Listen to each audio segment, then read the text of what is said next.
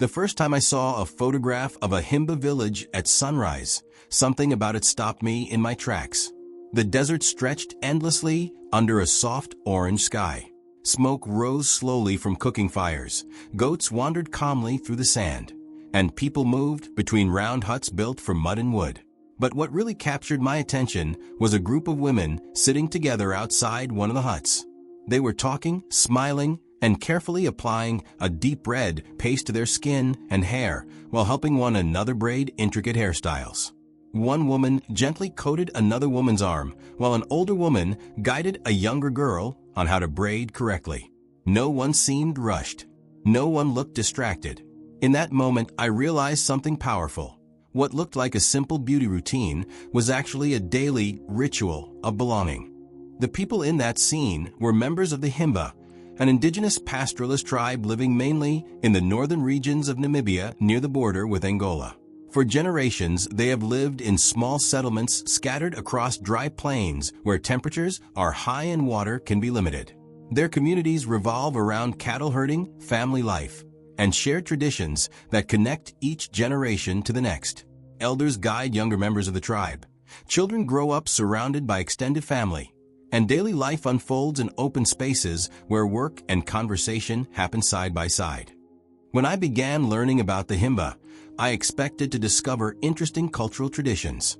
But what surprised me most was how deeply their daily routines are built around social connection. Many of the activities that shape life in the village are done together rather than alone. Cooking is shared. Children are raised collectively. Stories are told in groups. Work is done side by side. The structure of the community naturally keeps people interacting throughout the day. One of the most recognizable traditions among the Himba is the use of red ochre, known locally as otjize. This mixture is made by grinding red clay into a fine powder and blending it with butterfat from cattle. Sometimes natural aromatic herbs or plant resins are added to give the mixture a pleasant scent. The result is a thick red paste that women carefully apply to their skin and hair every day. At first glance, this red ochre might appear to be purely decorative, but it actually serves practical purposes in the desert environment. The mixture helps protect the skin from the strong sun and harsh winds. It can also help keep insects away and maintain the skin's moisture in a dry climate. Because water is scarce in the region, the red ochre mixture becomes an important part of daily personal care. Beyond its practical benefits, red ochre carries deep cultural meaning within Himba society. The color red represents life, strength, and the connection between people and the earth. When women apply the ochre to their bodies, they are expressing identity and honoring traditions that have been practiced for generations. The ritual connects them not only to their community, but also to their ancestors and heritage. What fascinated me most, however, was not the clay itself, but the ritual around it. The process of applying the red ochre is often done in groups. Women gather together to mix the clay, braid each other's hair, and carefully apply the paste. Conversations happen naturally during this time, and laughter often spreads through the group. It becomes a moment where people slow down and connect with one another. Young girls often sit nearby and observe the process closely. They learn how to prepare the mixture, how to braid hair, and how to apply the ochre correctly. Over time, they begin participating themselves. Knowledge moves from one generation to the next through observation and shared experience rather than formal instruction. When you step back and look at the bigger picture, something interesting becomes clear. This daily grooming ritual quietly strengthens the bonds within the community. Each morning, people gather, interact, and reinforce their sense of belonging. Now, compare that to modern life.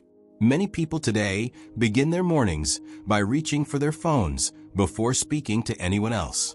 Instead of gathering with others, individuals often start the day alone while checking messages, emails, and social media updates. Researchers studying modern societies have increasingly described loneliness as a growing social issue.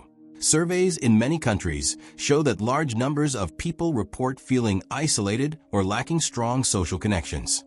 The issue appears particularly strong among men. Studies have shown that many men today report having fewer close friendships than previous generations. Some say they have no one they feel comfortable sharing personal struggles with. Modern routines often contribute to this isolation. Many people commute alone, work behind computer screens, and spend free time interacting with digital media rather than engaging with communities. Over time, the shared rituals that once connected communities begin to fade. Neighbors interact less frequently. Families may live far apart. Many activities that once involved groups are now done individually. The Himba red ochre ritual reminds us that human beings evolved in communities. For most of history, people lived in tribes where daily life involved constant interaction with others. Humans naturally seek belonging. When social structures that encourage connection disappear, feelings of loneliness can increase. The deeper lesson of the Himba ritual is not about clay itself. It is about shared routines that bring people together consistently over time. Modern people can recreate similar rituals in their own lives. Regular group activities such as sports, hobbies, shared meals, or community events can create opportunities for connection. When people participate in shared activities regularly, relationships tend to grow stronger. Conversations deepen, trust develops, and individuals begin to feel that they belong to something larger than themselves. In the end, the red ochre itself is not what heals loneliness. The real source of connection is the tribe gathered around the ritual. And perhaps the most powerful lesson from a Himba is this: belonging grows through shared experiences practiced again and again.